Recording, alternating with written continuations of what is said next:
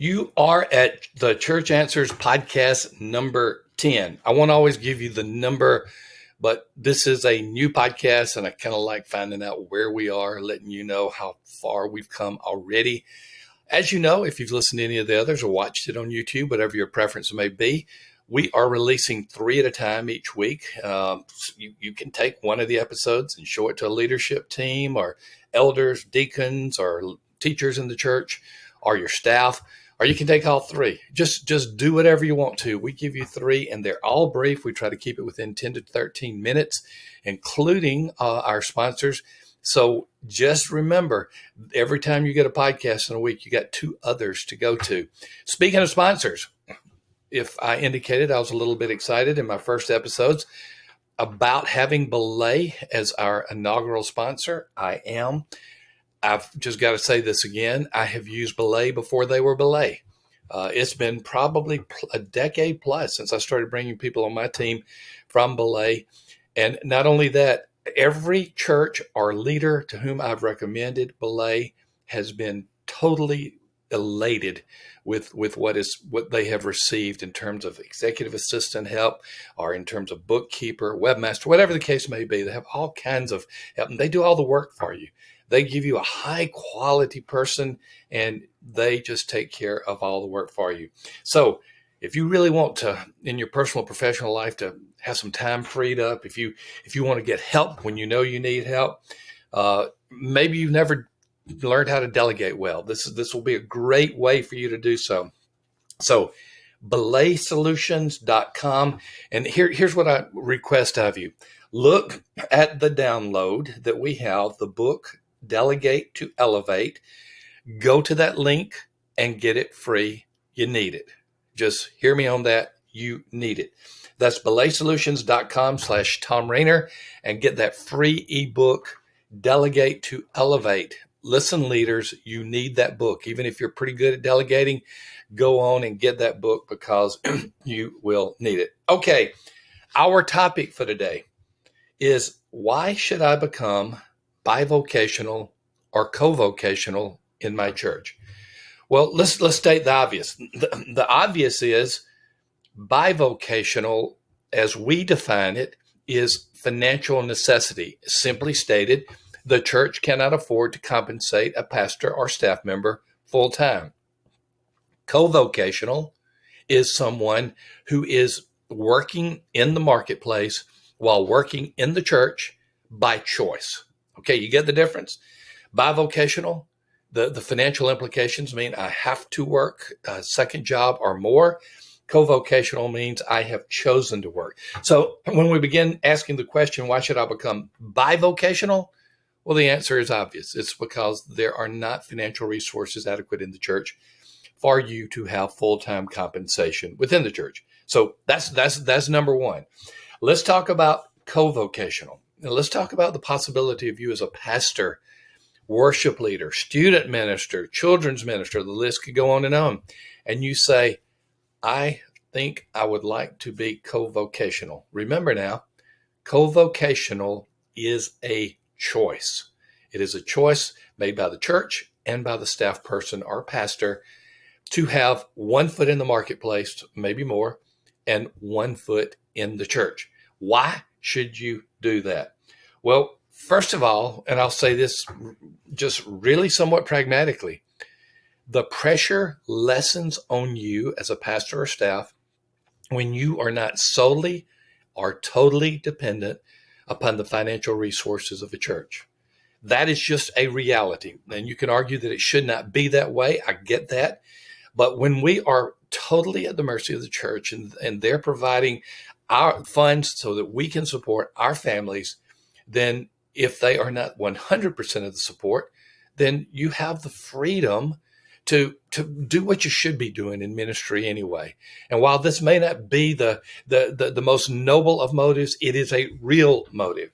So the first one is, when you become co-vocational, we've heard it again and again from pastors and other staff persons who've gone from full-time compensation at the church to co-vocational.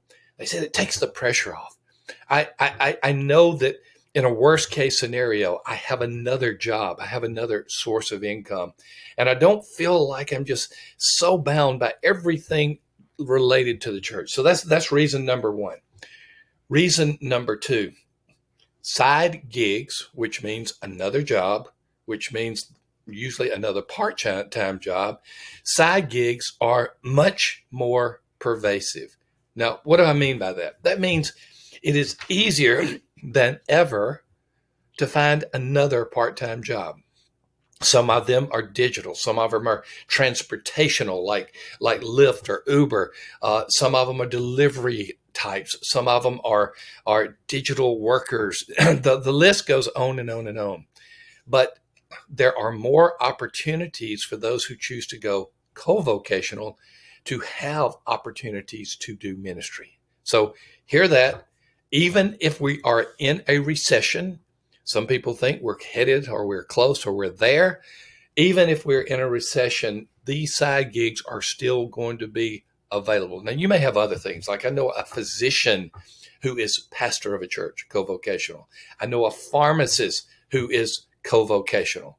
And obviously their marketplace job, physician or pharmacist, is full-time, but they still have chosen to take on a pastorate in both of those cases. So it does not have to be a side gig. It can be full-time in the marketplace, but part-time in the church. So reason one that we stated, it can take some of the pressure off, some of the financial pressure off. Reason number two, side gigs or other jobs beyond the church are pervasive. And we really do believe that reality is going to continue even if we hit a recession. As a matter of fact, we think some of the side gig jobs are going to be some of the jobs that stand the test of time of a recession or an economic downturn, which, as we're recording this, we are most likely at least in an economic downturn, if not a recession. Reason number three, you have a chance, you have the opportunity, you have the prayerful time before you to be a witness for Christ in the marketplace. Those times that I have worked in the marketplace, I have been bivocational in the past. When I was a pastor at two of my churches, I was bivocational. And I saw opportunity after opportunity when I was in the marketplace to be an evangelistic witness or to be a minister to people or to care for people. It's just that when we are in a church environment, sometimes we are insulated and isolated, and we have Christians all around us. And it takes a lot of effort sometimes just to get out of the workflow and the bubble of churchianity, if you will. If you are co-vocational, you have this great opportunity to be a witness. And by the way, if they find out you're a pastor as part of your vocation or working on a church staff, they will ask you questions, they being the people that you work alongside in your marketplace job. It is a great chance to be a witness for them. So, should I become bivocational or co-vocational? Why should I? Bivocational is a financial reality. Co-vocational, it can take some of the financial pressure off being totally dependent upon the church. Secondly, side gigs are pervasive, or other jobs are still pervasively available. And thirdly, you can be a marketplace witness. All right, that answers that question. We will look forward to having two other episodes that we are making available simultaneous with this one. And it won't be very long before you should start looking at episode number 11, which is really a good companion. Should I hire bivocational or co-vocational staff? That's the other way to look at this. Once again, we thank Belay. We always thank Belay for being our inaugural sponsor, for being there so you can get this type of information free.